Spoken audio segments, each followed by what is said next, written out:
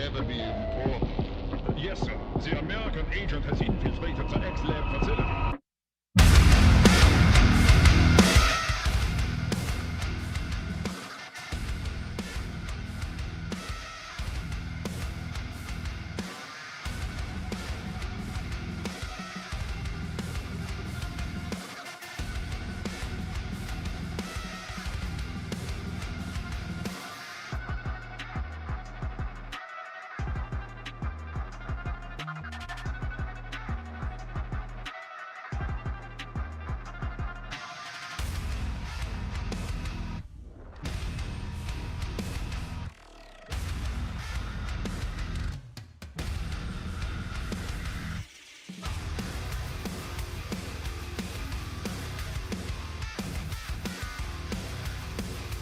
Welcome back to the Funker 530 Combat Footage Review. My name's Ronnie. It's good to see you. It's Friday. We're back. It is the 13th, Friday the 13th.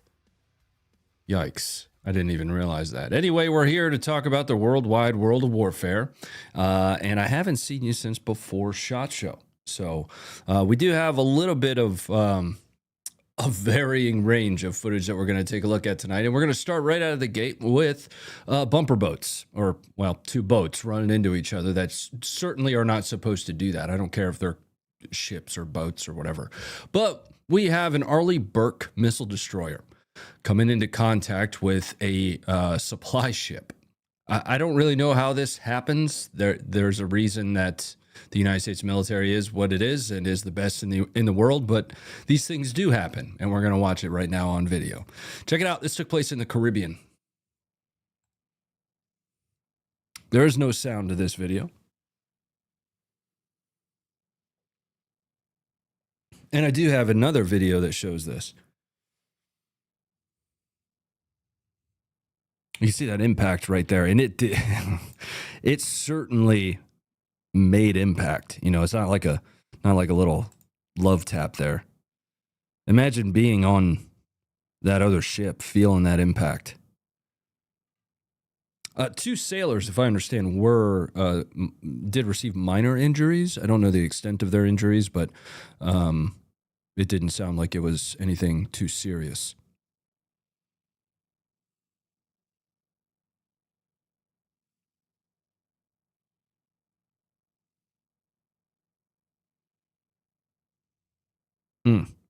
Now, if you guys saw the thumbnail, you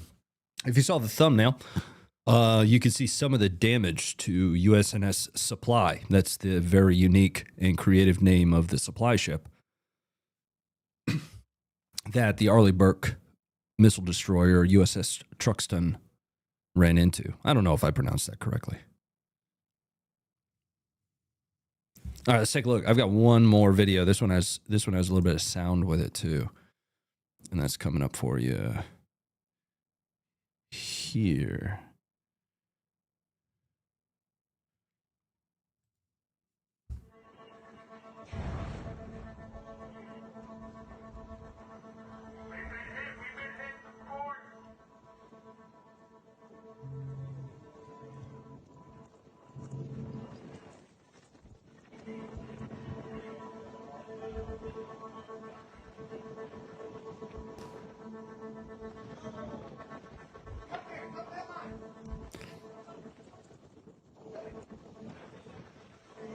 Navy's out there really enforcing speed limits.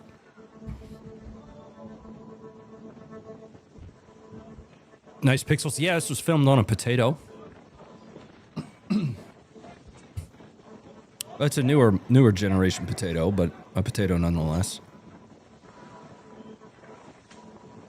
I'm just kidding. At this point, I've probably got a version of it that's been uploaded, downloaded like 1,000 times or something. Compression, encoding, transcoding, all that stuff. That's actually one of the problems I talk about pretty regularly here on this show is video. By the time somebody like me gets to it, could have been just distorted by all of that uploading and downloading and all the compression software that each of these platforms uses. But that's not supposed to happen. I'm not sure if I needed to make that more clear or not. I've got a couple of photos of the damage, though, just in case you weren't able to catch the thumbnail tonight. Let's take a look at the photos of that damage. And this is from the supply ship. Now, when I looked at photos of the destroyer, it didn't look that bad. That one didn't. All right, here comes some of those photos. Check these out. That's the extent of the damage. Brandon Allen, thank you for gifting 5 Funker 530 memberships, brother. A little bit closer view there. When you think about the size of these ships, it's actually surprising to me that that is the extent of the damage. You know what I mean?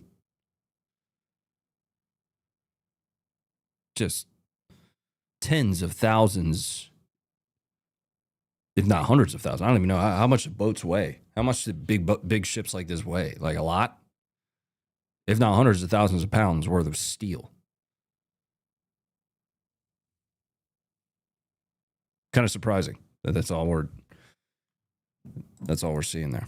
I got one more video kind of from the United States here. I thought this one was super interesting, and I'm probably going to point and laugh at whoever this is, because one second, let's log into the website here so we don't get any ads, because there is an ad-free version of Funker 530. So somebody decided to vandalize a bunch of U.S. Army equipment, and it was last week, but I really wanted to cover it because I kind of want to make a point about this. But you'll have to watch the video first.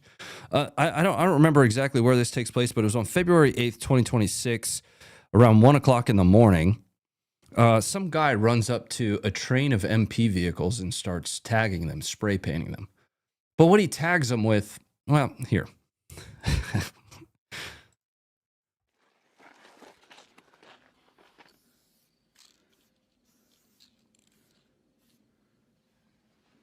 So, fuck the military police.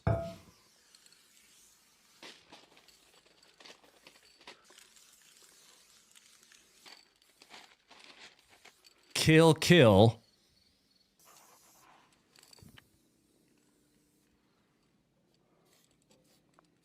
And that's actually a sick logo. Like, I'm going to be honest with you. If you tag my vehicles with this, I'm leaving that on there. That backfires for you every time. And I'm driving it that way. Right? The same thing with, fuck the MPs. I mean, let's be honest. All right? Inside the military community, it is just like people make fun of intel guys like me. We all make fun of each other. I have said that out loud before. But then look at the logo that he painted on there. That's sick, dude. I'm 100% leaving that there. Pretty badass. Yes. That's not coming off. I'll take photos with it, That's just, it's supposed to be like a demonstration of some kind, anti-military, something like that. But bro, that's awesome. You see the names, like the stenciled in names of the tanks and stuff. Yeah, I'm into it. All right, let's move on to, we're going to head straight into our Around the World segment, because we're going to be stopping into somewhere that speaks Spanish. I don't know where it is. We're going to head into Chicago once we're done with that. We're going to China, then South Africa. We'll spend some time in Italy tonight, Sudan, Mexico.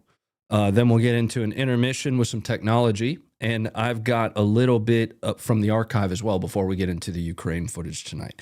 So let's start with, I don't know. They speak Spanish. I don't speak Spanish. They do. Just remember, though, as we're watching this, that your vehicle is thousands of pounds worth of get out of my way if you need it to be.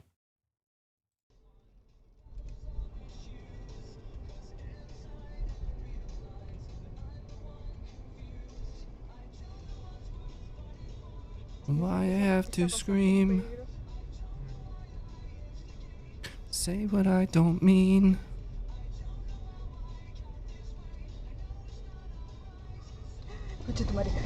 Boo boo.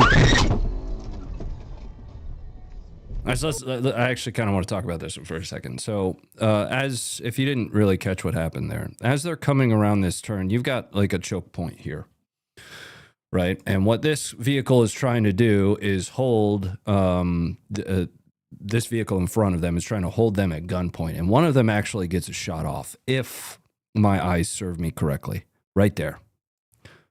Right, so there's a firearm here. I believe this guy's got a firearm as well. Oh, you can't see that. Stand by. So there's a firearm here. And if I scrub this just a little bit, you can see the round. You can see the gases come out of that barrel there. So they didn't quite block the whole lane there, which would have been disastrous, and he would have had to plow into the vehicle. But the reaction time of this driver is perfect. Perfect. That guy had cool shoes at least.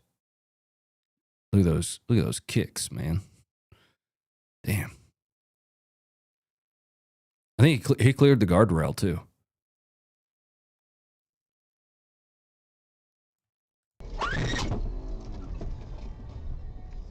Oh, Maxi Wood. Ini masuk. Yeah, and I did do like, I don't know, 5 minutes of research.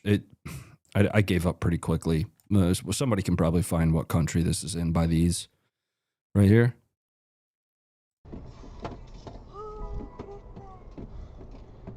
But I would like to reiterate that your vehicle is multiple thousands of pounds worth of don't do that if you want it to be.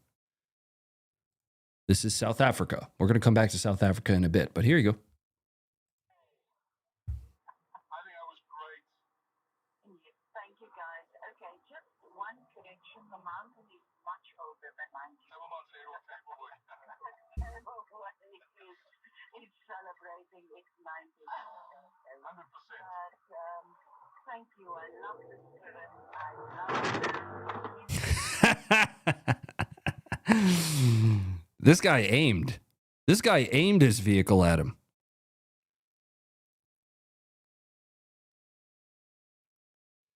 That kid's no more than, 14, 15, something like that.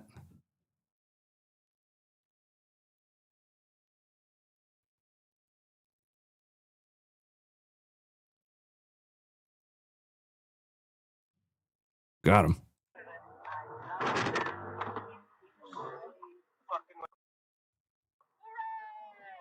Hooray! I don't remember hearing that. Maybe I didn't scrub that part of the video previously. Let's go to Chicago, where we have a street shootout. I told you guys before that I'd start covering kind of self-defense type stuff, because that's also footage that you'll find on the website. This is a street shootout that just took place on February 4th. You're going to see two assailants. They appear to have already been targeting another vehicle because it is now crashed. But they exit their vehicle, run up on it, shoot it a bunch of times, killing the occupant of the vehicle, and then jump into a very nice vehicle on their way out, like an Alfa Romeo or something like that. Here you are, Chicago.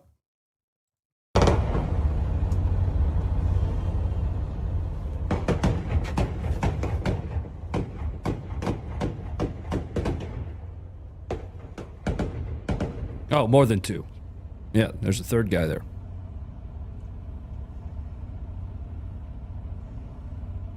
Maybe even a fourth. Oh, and I'd like to note the Draco. A little mini AK there, right there. That's a Draco. There was also a baby in the back seat. I'm reading that in the chat. I wasn't tracking that.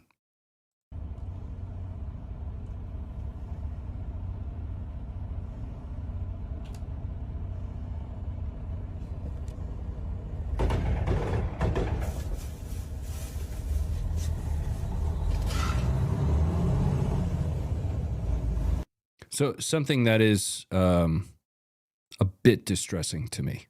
Maybe distressing isn't the right word. I don't know if this truck is now driving off, but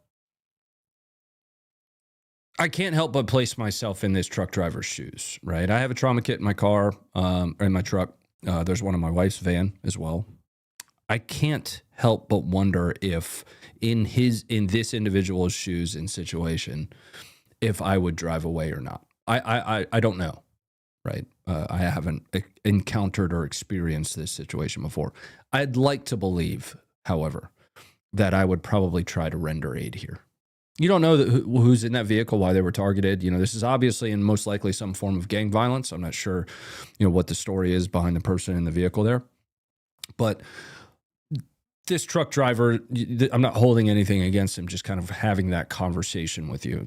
When I watch a lot of this combat footage, I oftentimes do place myself into that situation to think about things, because he also has his family to think about, right? So say he jumps out to go to render aid and they don't like seeing that, they come back, they shoot him. I don't know.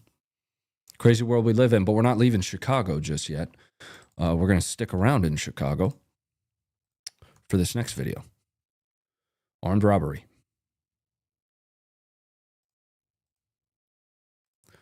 Coming up for you now.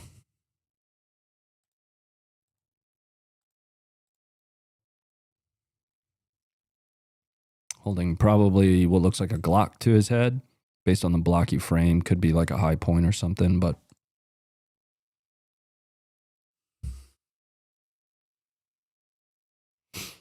up to you. Rather be armed before you interfere. Yeah, I'm not necessarily talking about interfering with their little gunfight that they were having. More, that's why I said, in words matter, render aid. Right? You're not supposed to have that gun. That's illegal in Chicago. But I did note the vehicle that they were getting into. That's a Range Rover. I mean, it's not like the nicest Range Rover in the world, but it's still a newer model Range Rover, probably $60,000, $70,000 vehicle. It's a pretty nice vehicle. Let's move to China, where we're going to talk a little bit about war in other countries type things. More specifically, how China is preparing for whatever the next global conflict is. I talk about that a lot. I think that there is one within my lifetime or my children's lifetime that's looming and coming for us. And the takeaways that we have from Ukraine are pretty obvious. We talk about those quite a bit as well. Most specifically, the proliferation of drones and that transcendence of drones across many different facets of the battlefield. Well, China is training with their FPV teams.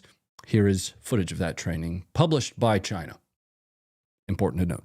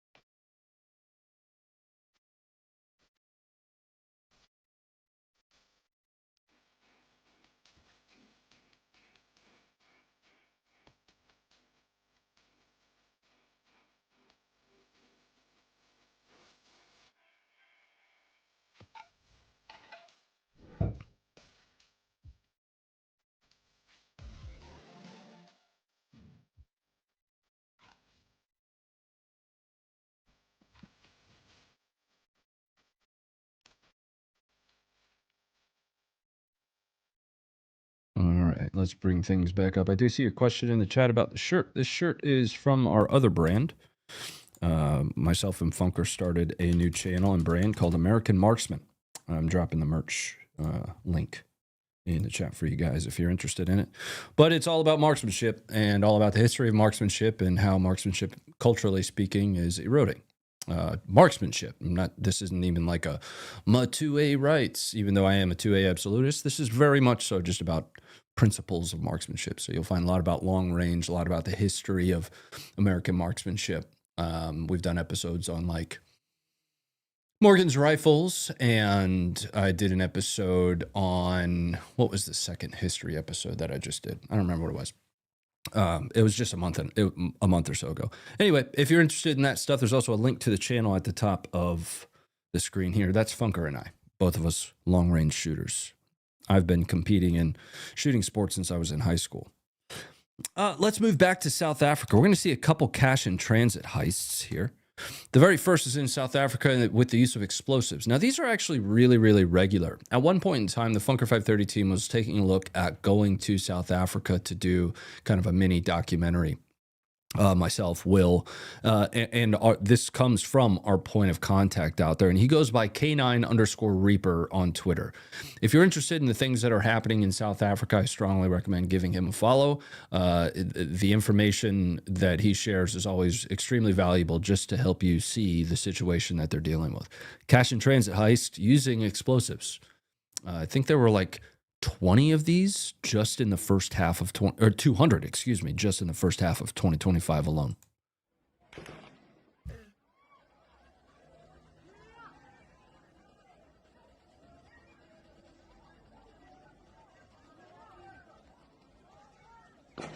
Justice.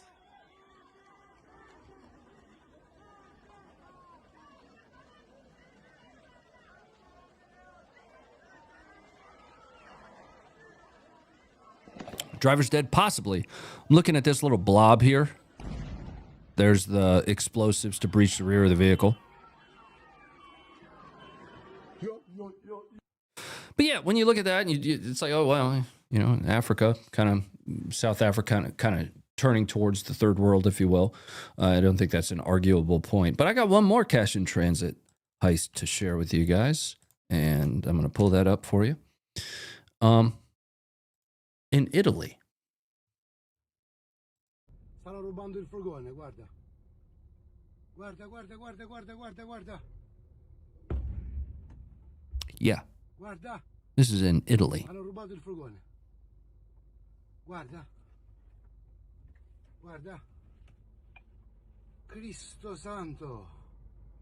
Hanno fatto scoppiare in diretta. Guardali, guardali, guardali, guardali. Guardali. Something that I thought that was really notable, right? Let's pull out some details here. There is a flashing blue light on the top of this vehicle in front of us, but that is one of the assailants with his AK right there. One of the bad guys. That's, well, one of the guys robbing the vehicle. It looks, if I were looking at this at face value, as though they used kind of a fake police presence to pull over that vehicle to rob it. If I had to guess, that's what we're looking at here. Pretend cops, yeah. Guardali. Or maybe that is a cop, and this guy is like keeping a gun on him because this guy's not wearing a face mask. Right? If you look close at that, he's not wearing a face mask. And maybe this guy's watching that guy and telling him don't. I don't know. Whoa. Guardali. I don't even know if Italian cops are armed. I feel like they should be. They make Berettas. All right. Let's bring it up. All right. Let's head to Sudan. We're kind of just bouncing all over the map here. There's no real rhyme or reason the way I have everything set up for tonight. This is reminded me of my childhood. I don't know how to describe that without sounding like a total piece of shit, but I'm just gonna. Back when I was a kid, we used to take 22s and just try to pop birds out of trees and stuff, and we'd absolutely miss all the time. And we were told not to do that because those bullets do have to come down somewhere. Here's the video.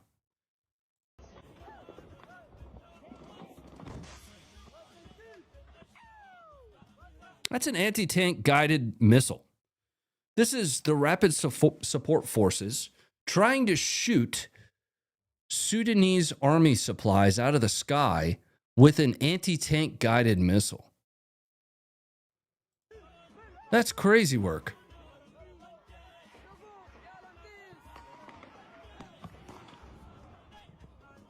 No, they didn't hit it. No, they didn't hit it.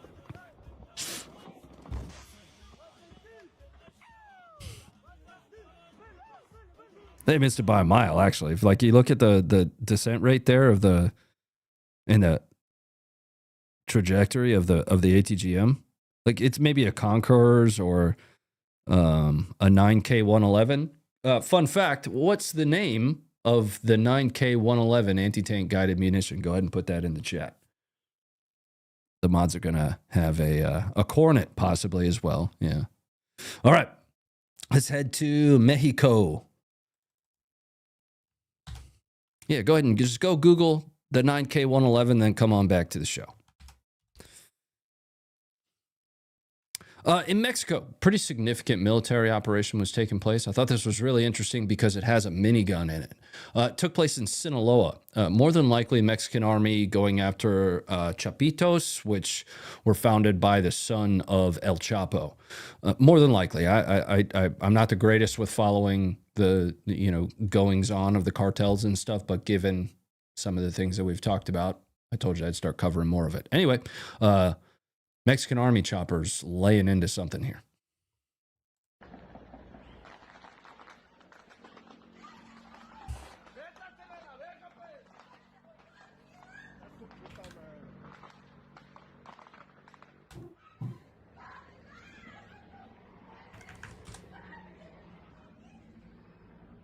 Su puta madre, le estoy diciendo.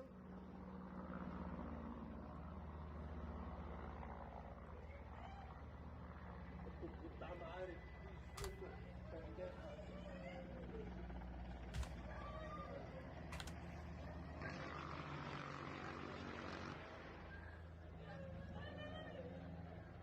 Métele la niña.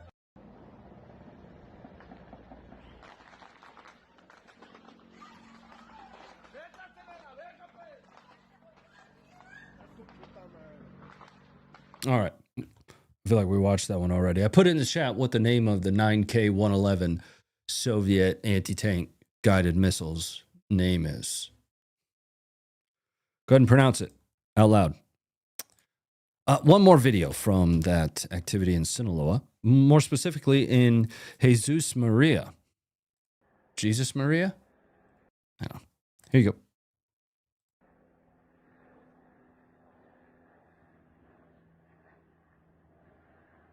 Audio's low? Sorry. That's as loud as it gets. You grabbed the Scope Daddy shirt? We just launched that one. Hell yeah, dude.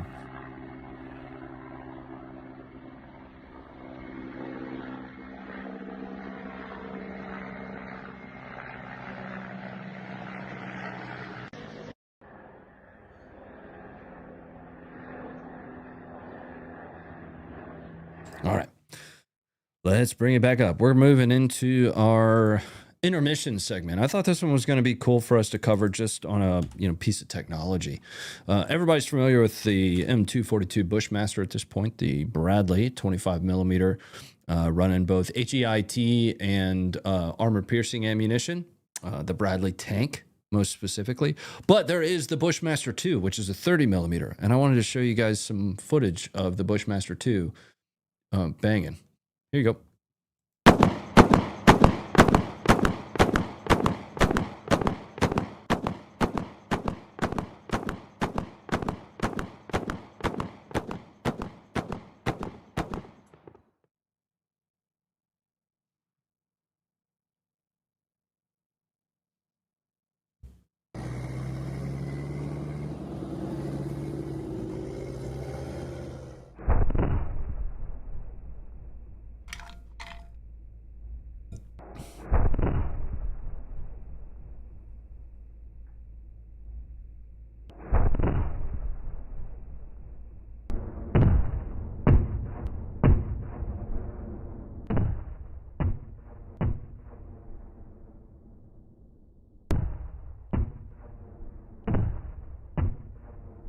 I didn't say it was a Bradley tank. I said the 242 is on a Bradley. Gun porn segment? Absolutely. I think that last bit of footage is actually, the most interesting thing to me, because I'm always interested in barrier defeat, right? Whether it be small arms or something larger like the 30 millimeter. Yeah, how does it perform against barriers when people are taking cover? And it looks like it's chewing that up pretty good. Just a couple rounds and it punches through it. But this is also applicable too, right? Look at the fragmentation, primary fragmentation off of each one of those rounds. Oof. Something that you guys might be able to answer for me. I'm not an expert in everything. I'm, a mile long and an inch deep when it comes to most military topics. How do you set the detonation distance on that. You know what I mean? Like, does it auto lays, get a range, and then automatically choose to detonate itself a certain distance before it gets there? Is it that smart? I feel like it is. I feel like that's the answer. Anyway, if you happen to have the answer for that question, let me know in the chat. I'll be monitoring for that. I want to take you to the archive. This is a story that I actually have a pretty solid understanding of. Way back in the day when I got the chance to do a show on the History Channel, one of the stories we covered was of the HMS Barham.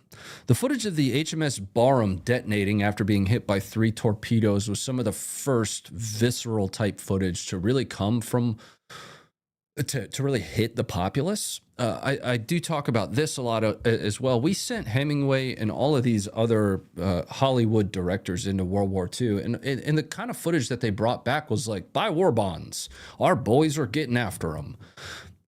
This was a very, very different type of footage, right? 880 plus, I don't remember the exact amount, British sailors are about to perish on video right in front of you. We'll talk about exactly what happened after we watch the video. This is a now it can be told story. 4:25 in the Mediterranean on the afternoon of November the 25th, 1941. A salvo of torpedoes fired at close range struck HMS Barham. The stricken battleship heeled over to port. Within 4 minutes of being hit, her after magazine blew up. She sank with a loss of 859 lives.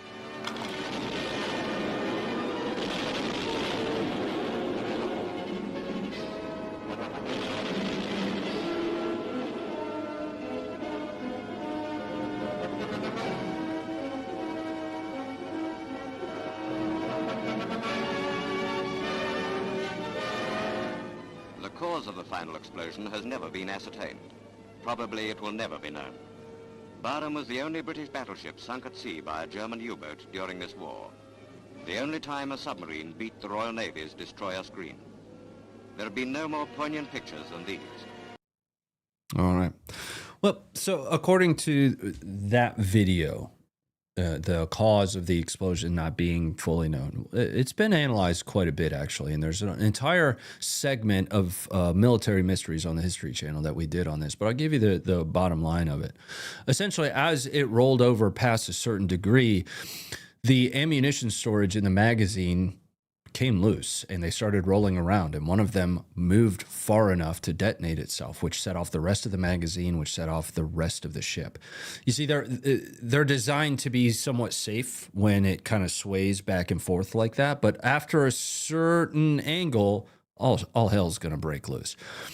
If I recall correctly, again, you know, remembering that was a little while ago, there were a massive amount of changes that ended up, you know, coming out after that on how exactly ammunition was stored in ships since then.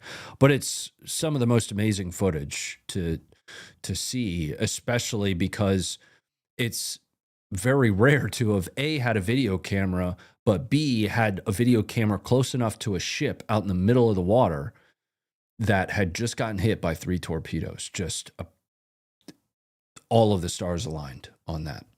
All right. Let's move on. We're moving into our Ukraine segment just to check on a little bit of the support, and thank you guys very much for it. Mosen, thank you for the 47 months. Howdy, Funker folks. What's up, buddy? Edgy American Blades, thanks again for both of those $2 donations. You picked up the Scope Daddy t-shirt and the Dope t-shirt. I appreciate it very much. American Marksman is my baby. It is something that I've wanted to do for a very, very long time, and I dedicated a ton of time against it. Our next big video, which is, you know, feature-length video, will be dropping probably either Tuesday or Wednesday. So make sure to follow that YouTube channel, subscribe to it, whatever, if you're interested in long-range marksmanship. I'm talking like 4,000 yards type stuff, not 800, yards. So thank you very much for those $2 donations, my man. And Seth Shoots, thank you very much for the 26 months. It's such a shame. New Bill Spanberger's pushing through. Stand up for your rights, Virginia. As a Virginian, it is frustrating to see some of the things that are being kind of hurtled at us. Yeah. And Brandon Allen sent in 5 gifted members. Those went to Vroom and Boom, Moody Meatball, Kulfan Garin Ish, something along those lines. Doug Gruhl and Richard Maberly. Pam. Think I can help? Anybody help with the Pam situation? Thank you guys all for your support. The stream's free. It's 100% free. You do not have to send in any dollars. We're going to jump into our Ukraine footage, and we're going to be starting in Kherson in the south. I want to give you a discretion advised for this. All right, I haven't had to do that so far yet on tonight's show. The footage that you're about to watch is pretty disturbing, just to be frank about it. You're going to see a Ukrainian evacuation team in Berislav in Kherson attempting to evacuate what are reported to be civilians. They are evacuating somebody, but they are then targeted by Russian attacks. Here is the footage. You can see the drone there, just so you know what hit.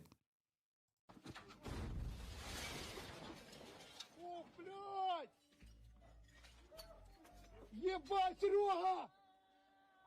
Серега! Сука! Тикай!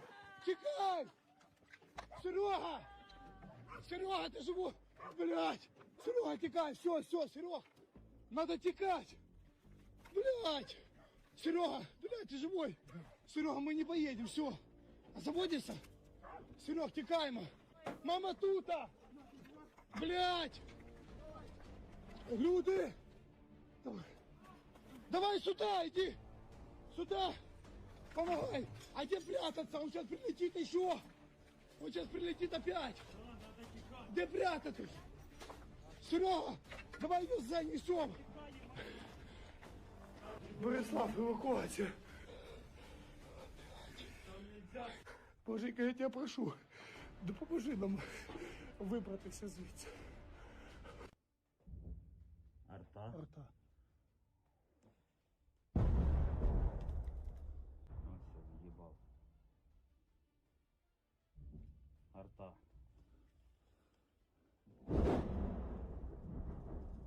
Ебать нахуй. Рука.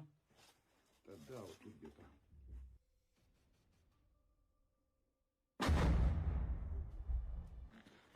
Нажмусь.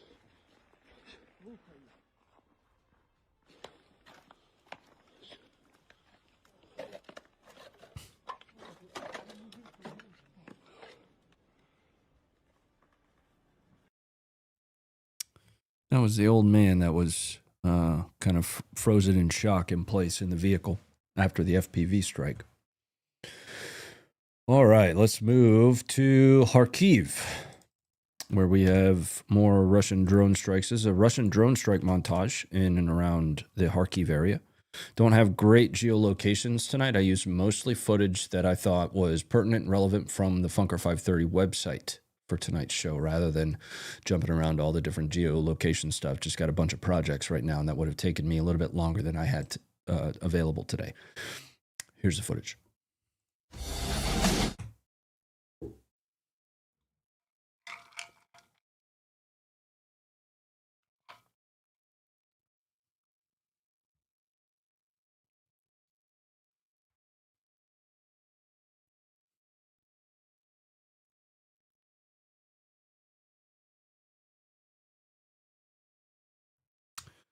Well, Russian videos get less due to Starlink stop. We're actually going to talk about quite a bit about Starlink in 3 more videos. I've got a bunch of videos and we're going to have quite a bit of a conversation about Starlink tonight, because I think there's actually quite a bit of a misunderstanding. Russians are finding ways to continue to communicate on the battlefield. There's still a little bit of a few question marks I have on how exactly they are able to do that.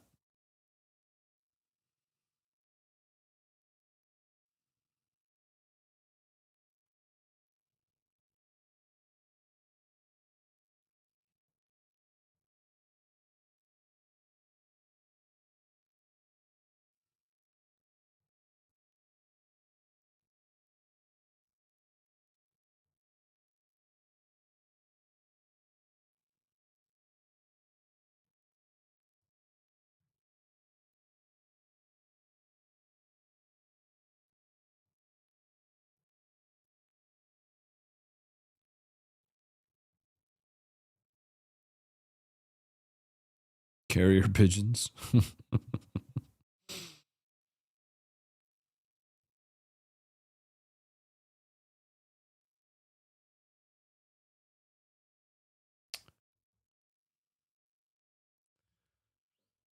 Would you say an American marksman accidentally shoots farmers' cattle while target practicing often? I've only done that once in my life, and it was on official behalf of the United States Army.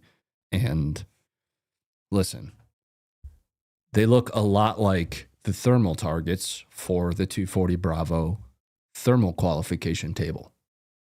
There's nothing I can do about that. They do make a very different sound when you shoot them with a 240 Bravo, though.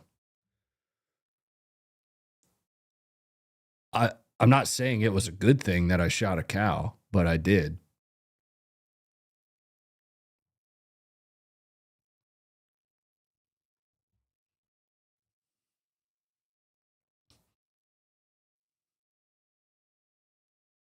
Allegedly.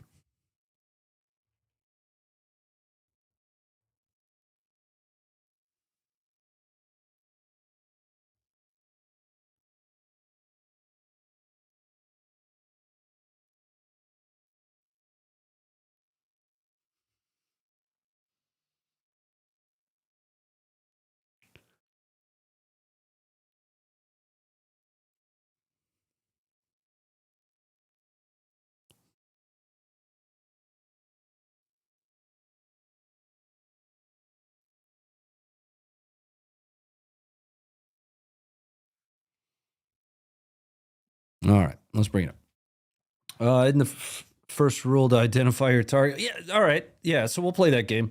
So here's the problem. You're on a range, and the only glowy targets are the things that you're supposed to shoot. When one of them that looks exactly like the glowing large rectangles that we're shooting at shows up in my field of view, and I shoot at it, and they suddenly say, cease fire, everybody get off the range, we got to leave. I didn't even know that I'd shot a cow. That's why I said allegedly. Maybe it didn't even happen. All I know is supposedly a cow died, and something that I shot at that wasn't there previously, I shot. Allegedly. Anyway, let's move on. I want to jump into the Starlink thing, right? So I don't even, have I even told that story to you guys before? Like that's not one I share often because I'm still in the military. Let's talk about Starlink, right? So most of you guys should be familiar at this point that Starlink has been used kind of worldwide in emergent situations where internet connectivity is necessary, and it has provided a boon to both Russians and Ukrainians when it comes to not only just battlefield connectivity, so communications between units, but also in the management of fires, right? So when it comes to fire missions for artillery, monitoring drone feeds, staying connected to those, all of it. From a communications perspective, Starlink has been wildly effective.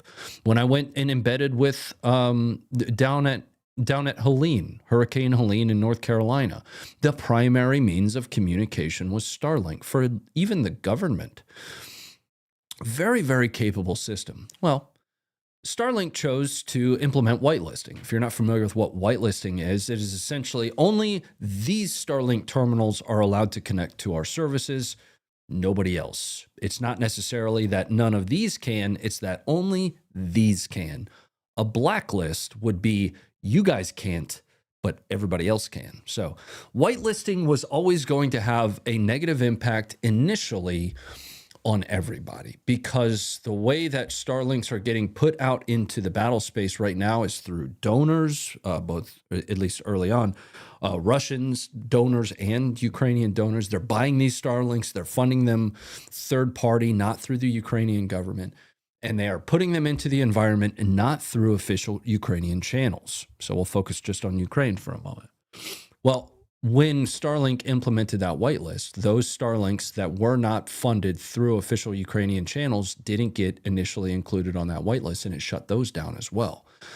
The way that Starlink implemented that whitelist is they said, okay, we have probably the following contracts, and here are the devices that we know are connected via those contracts. That's the whitelist.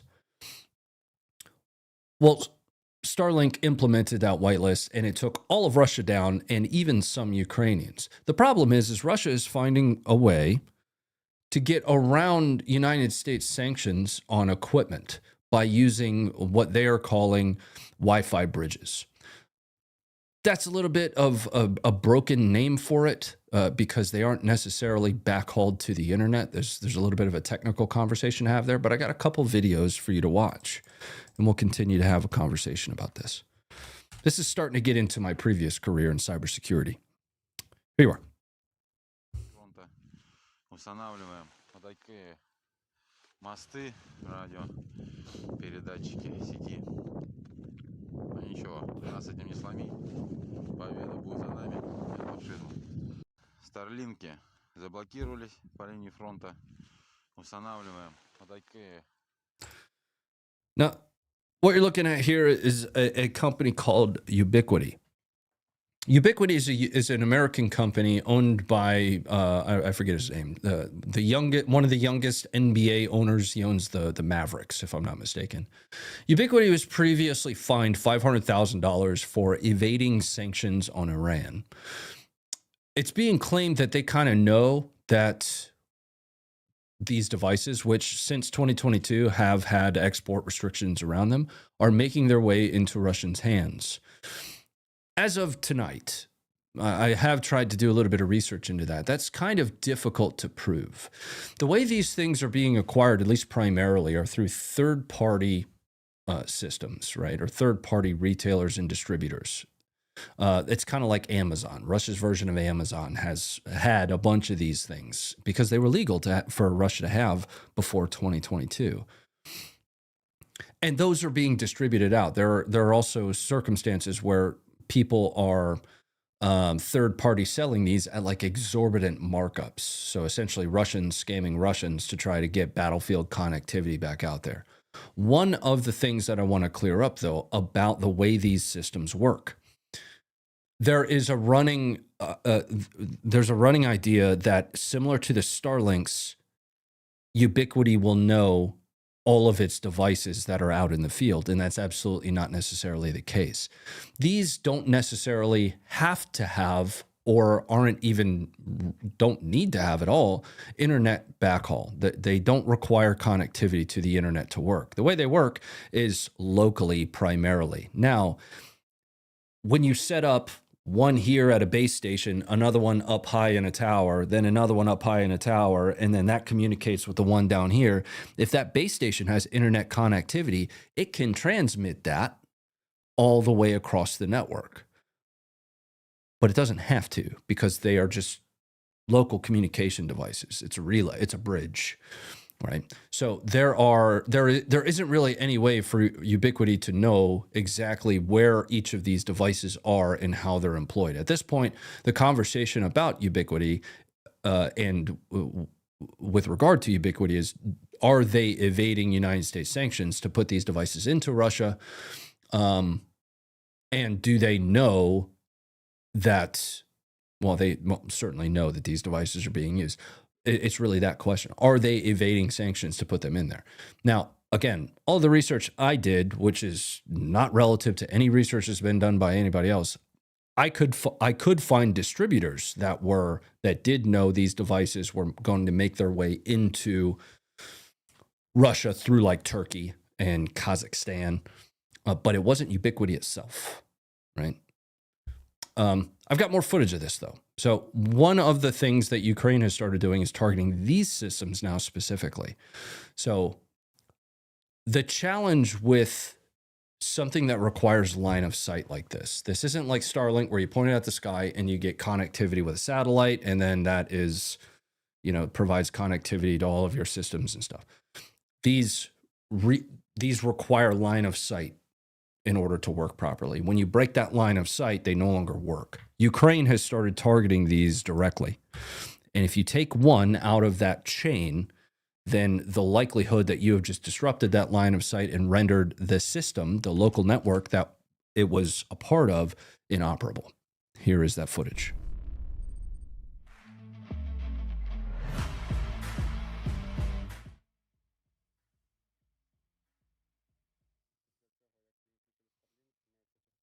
літати просто на вільне полювання, шукаючи їхні засоби зв'язку.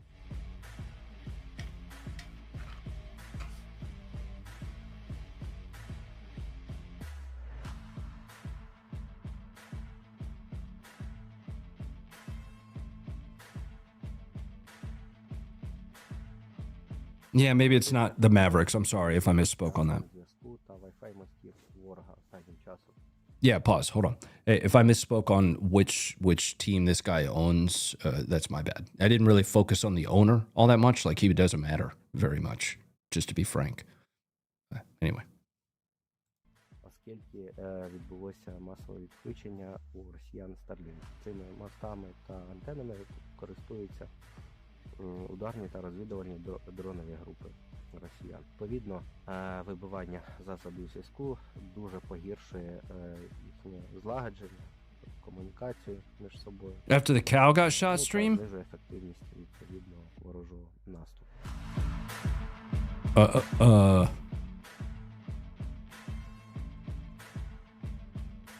Yep, there's one of those systems. I mean, clear as day.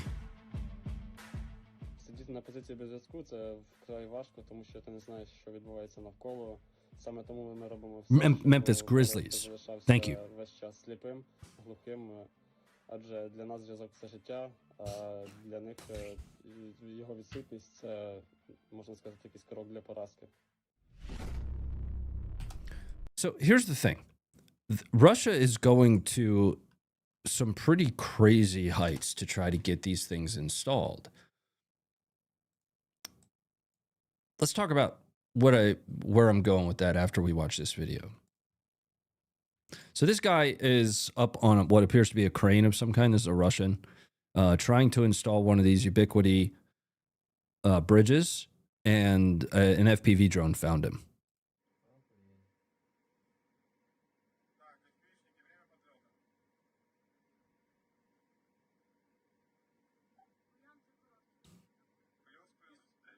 Нашли крановщика.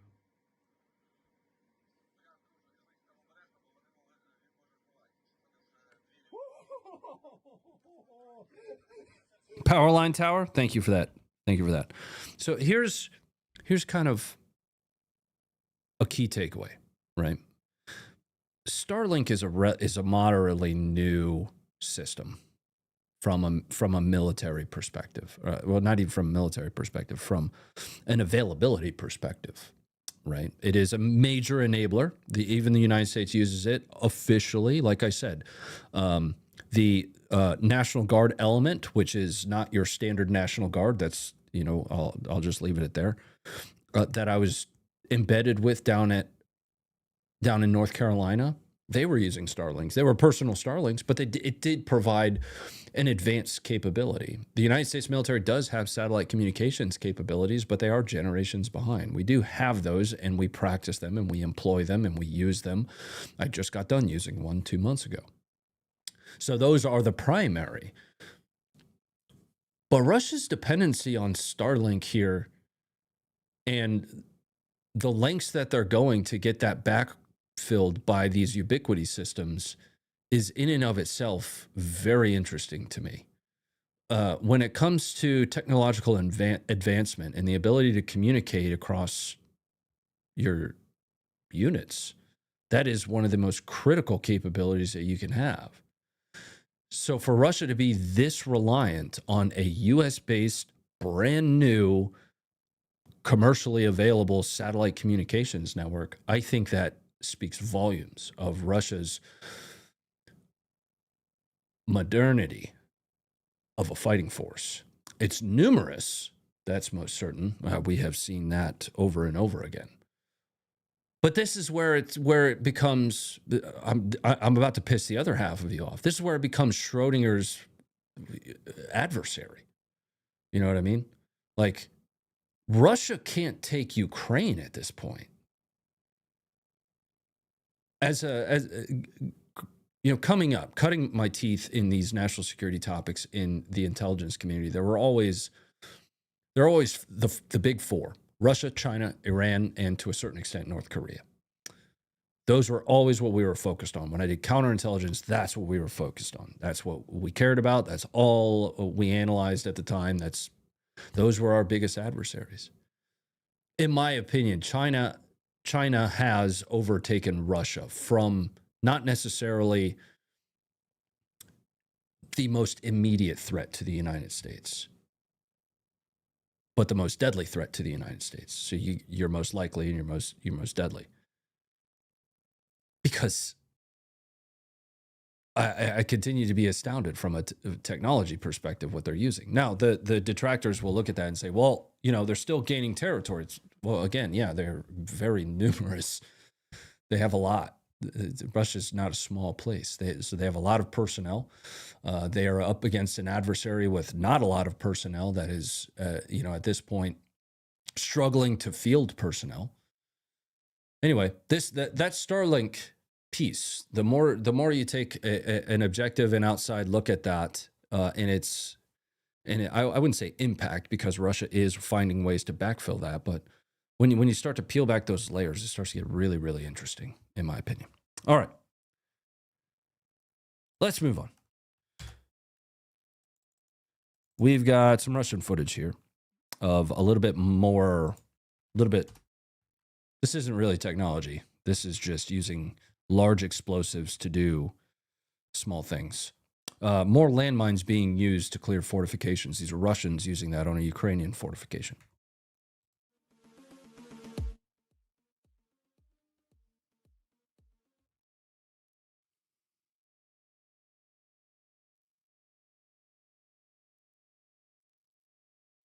Would you say that the shutdown of Starlink means that Ukraine may not be able to fend off Russia? Well, the shutdown of Starlink overwhelmingly impacts Russia more than it impacts Ukraine, right? Because Starlink has left Ukrainians' devices on, right? So that was the whole whitelist conversation element. Is the whitelist was all of Ukraine's devices, or at least as many that Starlink knew were associated with Ukrainians. When you whitelist those and say nothing else is allowed in this geographical area, all of Russia's won't work, and even a few of Ukraine's won't work if they aren't routed through official channels. So the rush that's happening right now with like volunteer organizations and all of those types of folks is to get their Starlinks registered as a part of the official Ukrainian whitelist.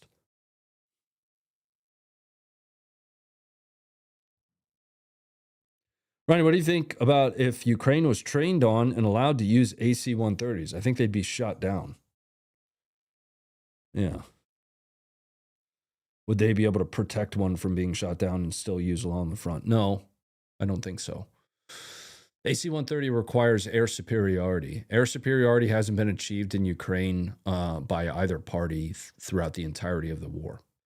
I could at any given time, I could pull up footage of Russian jets and helicopters being shot down, or Ukrainian jets and helicopters being shot down. I might have one tonight. Hold on. Did I write that one down? Let me look. This week. Yeah. Here's Ukrainian pilot watching his wingman get shot down. This is earlier in the war, but the AC-130 requires air superiority in order to operate properly. Now, there are ways that you can mitigate risk to the AC-130 by understanding the air defense posture of your adversary, by ensuring it has escort. But at that point, it's not really all that worth it, in my opinion. Again, we kind of use that to knock on doors and open up rooftops for mud huts. You know what I mean? Once you establish air superiority, that thing is an absolute nightmare, dude. Yeah, but no, nope. Let's move on. I only have like 2 or 3 more videos here. We spent more time talking about the Starlinks than I thought we would. Speaking of air stuff, I have a couple of other types of air footage here. We've got F-16s shooting down the Shahed, Guran, whichever of the variants these are. I got 2 videos of this. Here you go.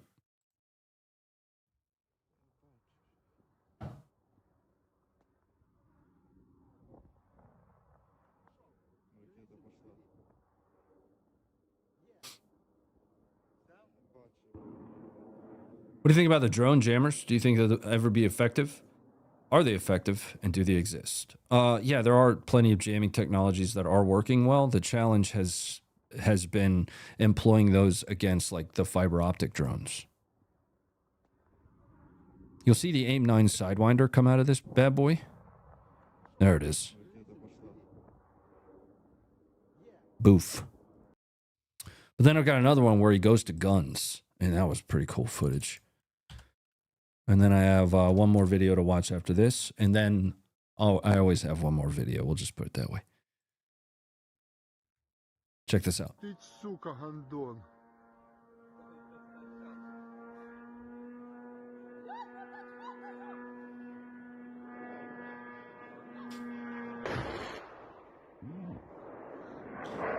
Do you hear the little Bert? Just the little Bert right there at the end.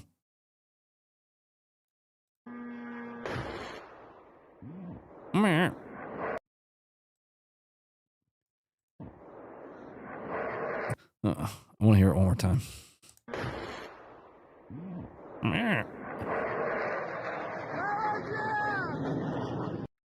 I see an interesting question in the chat. Is it even worth it to launch a Sidewinder at a $24,000 drone? What's the alternative? Yeah, I get what you're saying. From an economy of scale perspective, that's not sustainable, right? That's always the argument is, wow, what a waste. Well, what's the alternative? Like, if you think about it, that it flies into somebody's apartment, or that it attrits your forces. So do you shoot it down with what you have available, or let it attrit your forces or potentially crash somewhere else, literally in a city? You know what I mean? Define worth it. Across scale? No. Yeah, there has to be ways to find more appropriate means to take these things out of the sky, and that's where R&D comes in. That's where the acquisition of new technologies and new ways to target these drones comes in. But in the meantime, you can't not shoot it down, you know? Like, you don't want it to just keep going. You're not just going to leave it alone. And it's not, in my opinion, there's nothing that tells me that they said, no, don't use the cheaper option to target that drone. Use the Sidewinder. It's what they had available at that time. I'm shooting it down 10 times out of 10 if it's flying over my neighborhood. I don't care if I have a Patriot interceptor. Yeah, I'm not letting that thing fall in my neighborhood. Just my thoughts, though.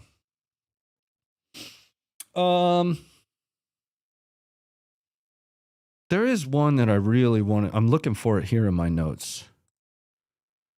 Give me a second.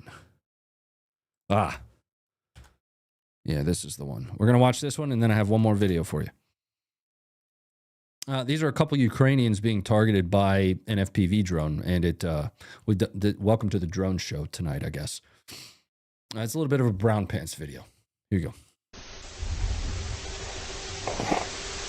Хлопці, сюди йде, хлопці.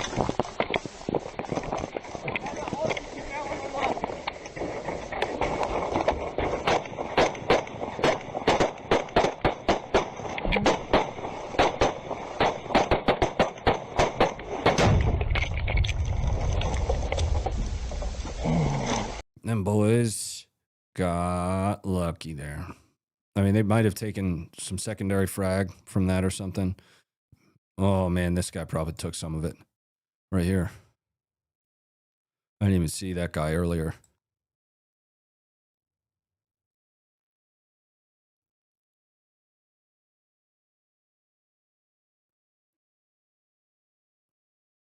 A tree might have saved him from a little bit of that, though. I don't know. Woof.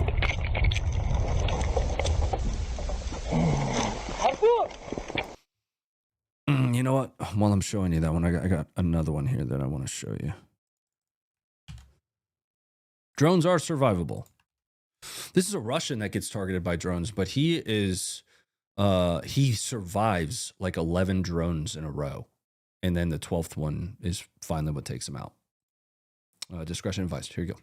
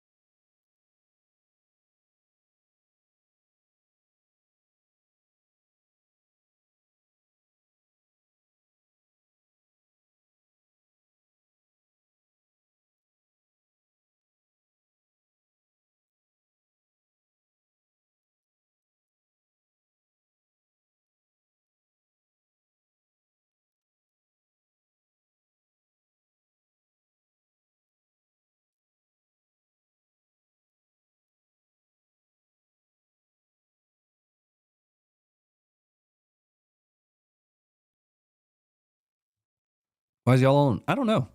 I have no idea.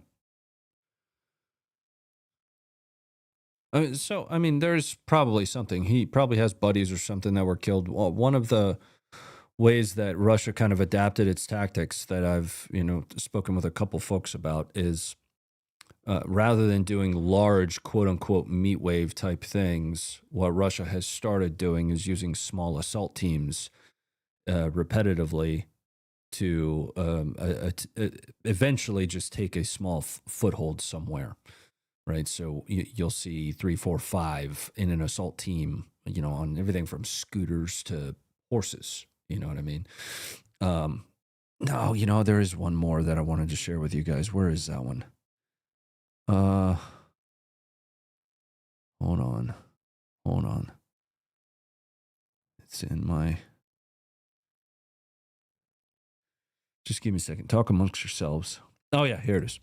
So speaking of which, here's a good example of that. This is going to be, a relatively spread out, but a team of Russians. I want to say it's like 3 or 4 on dirt bikes, and a team of pro-Ukrainian Chechens decide to engage them and kill at least one and get themselves a new dirt bike. But Russia had shifted its tactics in a way to the more numerous, smaller team assaults. Send one, send another, rather than massive waves of personnel, right? Anyway, here is dirt bike shopping.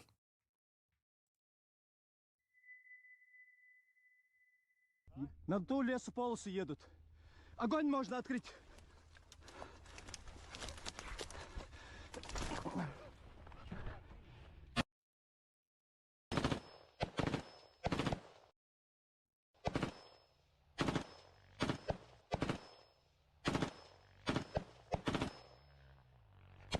А ну стоять, скотина!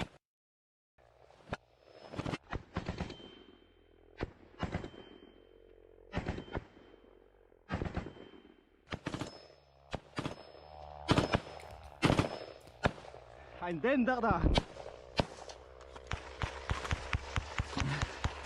Ich jetzt brauch Schmucker rausgehen.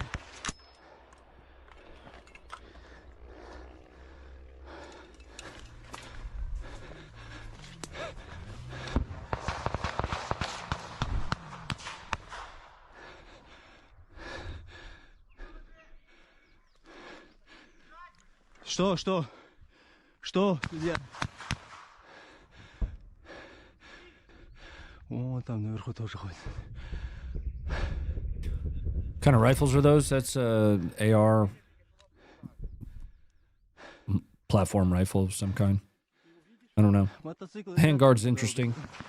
Somebody said key mod. It doesn't look like key mod to me, but I haven't really looked yet. Once he picks it back up, I will. See if I can turn on closed captions here.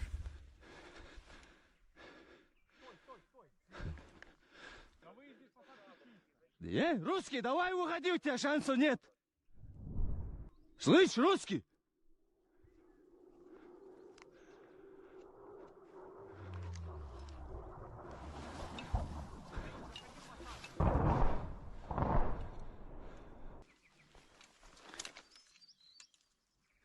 Да, вот так. Сколько вас там? Двое, давайте на поле. Сюда, сюда, сюда. На поле я вам сказал. Оружие бросай, я придурок. Оружие бросай, ёб твою душу. Давай сюда. Опа. Штурмовая наршивар. Вот это свяха наршишин мотоцикл цейн. Oha, шалона гу. Тавилен.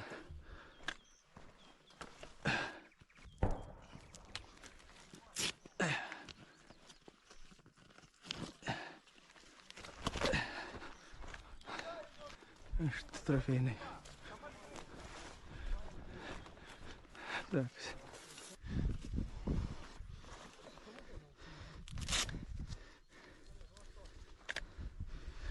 That's not a 7.62, man. He's shooting 5.56. And it's also not a handguard that I've ever seen on a Daniel defense.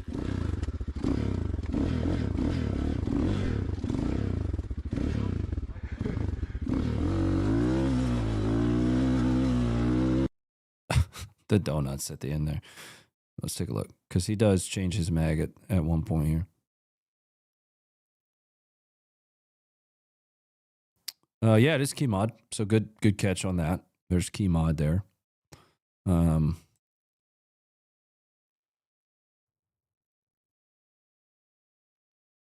that's there. I would have a hard time believing that that's a 7.62 rifle. 7.62 NATO is what I'm speaking to specifically.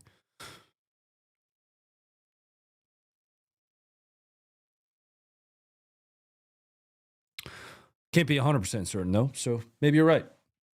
I always have one more video for you guys. That's probably going to wrap it up for, whoa. No, it's not. R Cheesy, thank you for $100, my man. That is a lot of dollars, dude. And I wish I had a better way to say thank you. Holy shit, dude. Thanks so much for that. Doug Ditto. I called you Dougito, and it's going to be Dougito from now on. Thanks for the 41 months as a member, dude. I appreciate that so much. Evening, Ronnie. 41 months, 4.5 baby elephants. That's in my head movies now. So that's cool. Thanks again, everybody, for being here for a little bit. I always have one more video for you, though. You know that. And I just want everybody to remember that if history has taught us anything, war is certainly a spectator sport. Civilians have been interested in and attempting to better understand war since really probably two Neanderthals were fighting over their fire or something. I don't know. Everything from like Bull Run to exactly what we're doing here, trying to understand that from a historical perspective, from a modern technology perspective, from a tactics perspective, contextualize that, provide a little bit of nuance to it. Hopefully I'm able to for you guys. But it's the same place around the world, just like you're going to see here. I'm done. I'm going to head over and play some games on my PC. And if you want to come, we're going to play Hell Let Loose tonight, and it's going to be a ton of fun. And I'm going to drink bourbon, and I'll probably rant about stuff. You should totally do that and be there with me. I love you. Enjoy this next video. Go be great and stay informed.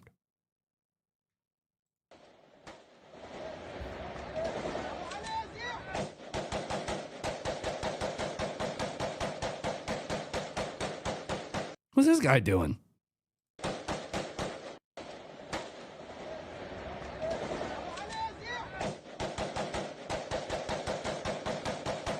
That guy's like really just, he just wants to be a part of it all, you know?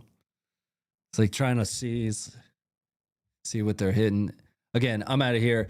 The chat's going to automatically redirect you over to the other stream. Keep an eye out. It's going to pop up in the chat for you to come over and hang out with me for a little bit longer if you'd like to. Otherwise, I'll see you. I'm filming another podcast next week, so I'll see you in 2 weeks. I love you guys. Thanks for letting me do all these different projects at once. Go be great.